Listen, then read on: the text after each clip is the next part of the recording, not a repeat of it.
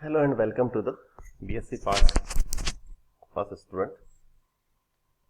हम केमिस्ट्री में organic chemistry पढ़ रहे थे, पेपर सेकंड की यूनिट सेकंड। स्टीरियो केमिस्ट्री में हमने पिछले टर्न पे शुरू किया था ज्यामितीय समव्यवस्था।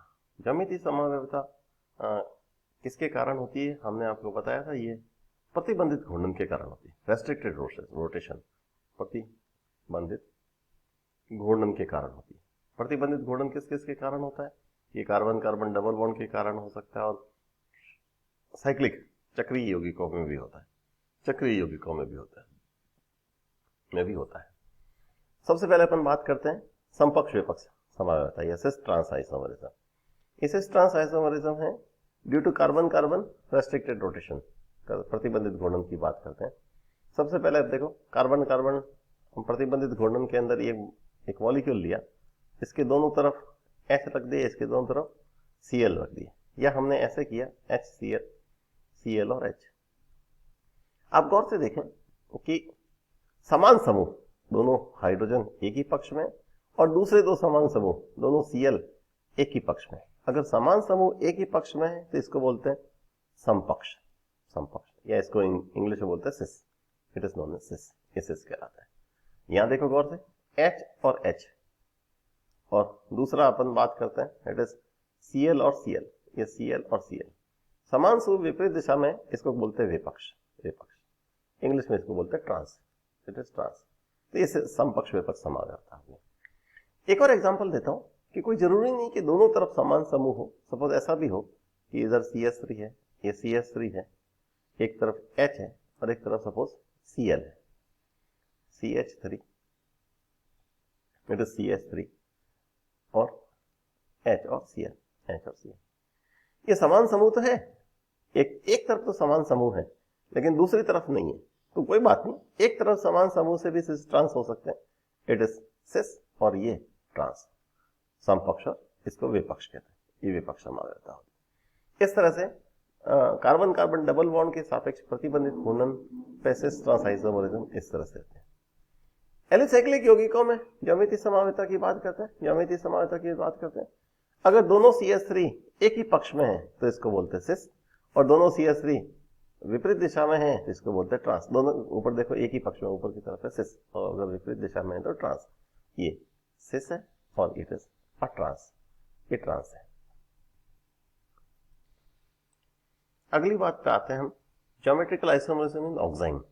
ऑक्साइमों में ज्यामितीय समव्यवस्था। ऑक्साइम क्या होते हैं कि ये एल्डिहाइड और कीटोनों की हाइड्रोक्सिल अमीन से रिएक्शन पर ऑक्साइम बनते हैं। ये ऑक्साइम बना, देखो पहला एल्डिहाइड से ऑक्साइम बना। एल्डिहाइड के ऑक्साइम को बोलते हैं एल्डोक्साइम, कीटो के ऑक्साइम को बोलते हैं कीटो ऑक्साइम। ऑक्साइमों में आप गौर से देखें कि कार्बन पे R और H लगा हुआ है, इसमें H देखना है, और नाइट्रोजन पे OH लगा हुआ है। अगर कार्बन पे लगा H और नाइट्रोजन पे लगा OH एक ही पक्ष में, एक ही दिशा में, एक ही पक्ष में है, तो ये बोलते हैं सिन, इनको सिन कहते हैं। सिन लिखा, सिन कहते हैं। कार्बन पे लगा हुआ हाइड्रोजन और नाइट्रोजन पे लगा OH अगर विपरीत दिशा में है तो इसको एंटी बोलते हैं। एंटी, हिंदी में इंग्लिश में दोनों में एंटी बोलते हैं। एक एग्जांपल दिया, जैसे बेंजल्डिहाइड का ऑक्साइम लिया हमने, आप गौर से देखो, हमने बेंजल्डिहाइड का ऑक्साइम लिया। बेंजल्डिहाइड के ऑक्साइम के अंदर कार्बन पे लगा हाइड्रोजन, इस पर OH एक ही दिशा में, इसलिए इसके ये कहलाता है सिन। दिस इज सिन, ये सिन है। और कार्बन पे लगा H और नाइट्रोजन पे लगा OH विपरीत दिशा में, इट इज एंटी। ये एंटी है, ये एंटी। सिन और एंटी की ये परिभाषा। अगली परिभाषा आती है EZ नॉमेनक्लेचर। ज्यामितीय समव्यवस्थियों में बहुत इंपॉर्टेंट नॉमेनक्लेचर है EZ। आप ध्यान से देखना, EZ समव्यवस्था। 3 साइंटिस्ट हुए थे, कहान, इनगोल्ड और प्रोलॉग। इन्होंने एक सीक्वेंस रूल दिया था, वरीयता नियम दिया था। वरीयता नियम के आधार पर परमाणुओं को वरीयता तय करते हैं। एक ही कार्बन पे लगे हुए दो परमाणु समूहों की वरीयता परमाणु क्रमांक के आधार पर तय करते हैं। परमाणु क्रमांक इंग्लिश में बोलते हैं एटॉमिक नंबर के आधार पर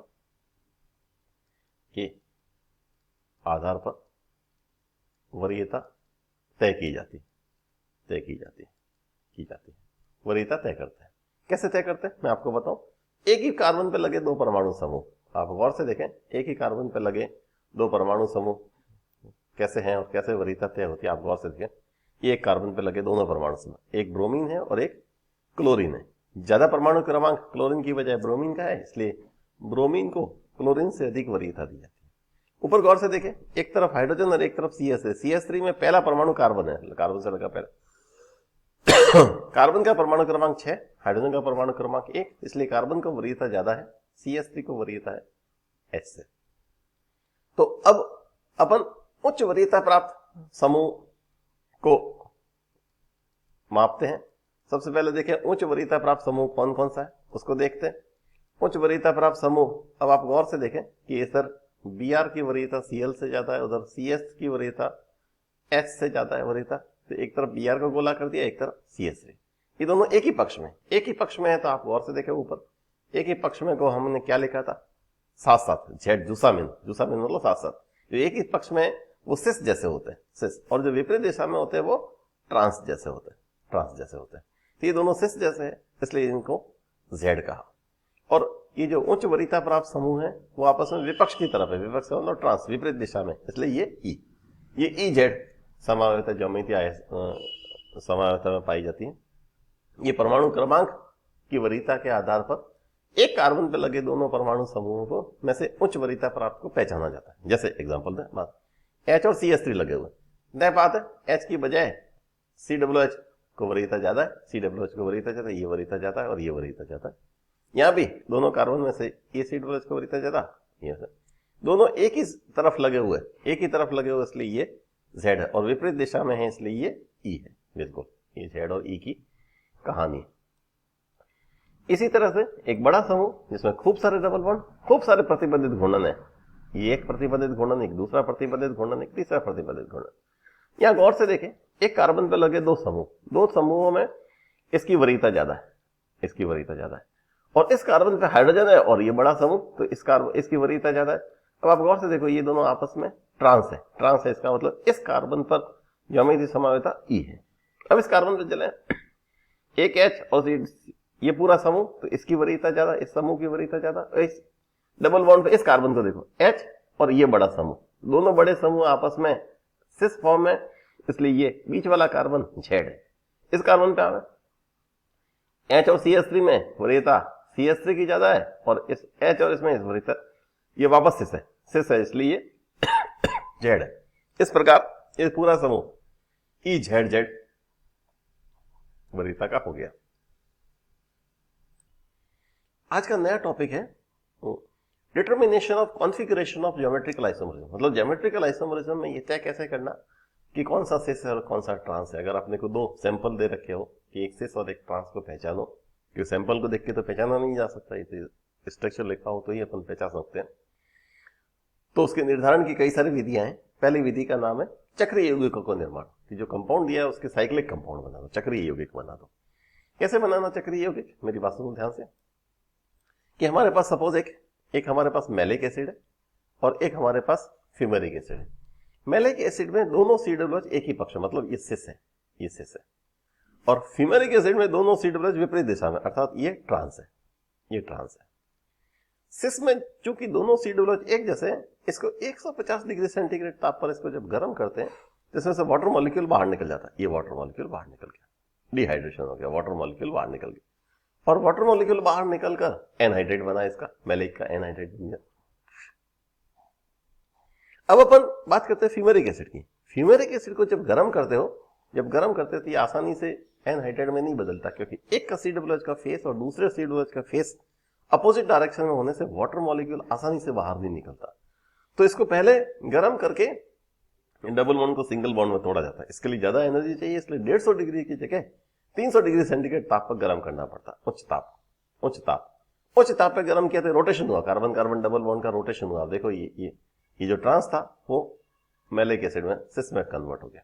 अब सिस में कन्वर्ट हो गया, अब इसको गर्म किया, अब वही 150 डिग्री सेंटीग्रेड ताप पे गर्म किया तो ये एनहाइड्रेट में बदल गया, वाटर मॉलिक्यूल बाहर निकल गया। सेम ऐसे ही ये वाटर मॉलिक्यूल बाहर निकल गया और ये सिस में कन्वर्ट हो गया। अर्थात बहुत सरल बात है कि सिस समावयवी तो आसानी से एनहाइड्रेट देते हैं, जबकि ट्रांस समावयवी उच्च ताप पे एनहाइड्रेट देते हैं। सिस समावयवी कम ताप पर एनहाइड्रेट बनाते हैं, हाइड्रेट बनाते हैं, जबकि ट्रांस उच्च ताप पर बनाते हैं। ये बात समझ आ गई। सेम ऐसी ही एक बात करते हैं जो आज का लास्ट एग्जांपल है कि दो समावयवी अपने पास, एक सिट्रेकोनिक एसिड और दूसरा है मीजेकोनिक एसिड। सिट्रेकोनिक एसिड सिस है, ये आसानी से एनहाइड्रेट में बदल जाएगा, और मीजेकोनिक एसिड ट्रांस है, ये आसानी से एनहाइड्रेट में नहीं बदलेगा। एनहाइड्रेट में बदलने की बात तरीका बतावे तो इसकी रिएक्शन कराते हैं। ये कम ताप के ऊपर ही रिएक्शन होगी, ये रिएक्शन हुई, ये रिएक्शन होगी, ये H2 बाहर निकल गया इसका, ये H2 इसका बाहर निकल गया, H2 बाहर निकल गया तो ये लो एनहाइड्रेट बना, CH3C double bond CH, it is CO और ये एनहाइड्रेट बन गया। इट इज सिट्रेकोनिक का एनहाइड्रेट बना। कहां बना? कम ताप पर आसानी से बनता है। इसको गर्म करते हो तो ये आसानी से नहीं बनता, ये पहले इसको गर्म करते हो तो ये उच्च ताप पर पहले सिट्रेकोनिक में बदलेगा, फिर पहले सिट्रेकोनिक एनहाइड्रेट देगा, और सिट्रेकोनिक एनहाइड्रेट को गर्म करेंगे तब ये एनहाइड्रेट बदलेगा। ये सिट्रेकोनिक एनहाइड्रेट बदला उच्च ताप पर, CH3 COH double bond COH और H, ये सिट्रेकोनिक। अब इसको वापस गर्म किया तो ये वाटर मॉलिक्यूल बाहर निकलेगा। ये सपोज ये इसके अंदर से वाटर मॉलिक्यूल बाहर निकल गया, ये लो ये H2 वाटर मॉलिक्यूल बाहर निकल गया, -H2 वाटर मॉलिक्यूल बाहर निकल गया और ये बन गया। तो सरल बात है, सिट्रेकोनिक एसिड चक्रीय एनहाइड्रेट बनाते हैं, आसानी से सुगमता से बनाते हैं, कम ताप पर बनाते हैं। मीजेकोनिक एसिड में कठिनाई से परिवर्तित होता है, अर्थात उच्च ताप पर होता है। इस प्रकार हम सिट्रेकोनिक एसिड और मीजेकोनिक एसिड की पहचान उसको एनहाइड्रेट में कन्वर्ट करने की विधियों से कर सकते हैं। कल हम बात करेंगे द्विध्रुव आघूर्ण के आधार पर भी हम इनको बदलेंगे। तब तक के लिए थैंक यू।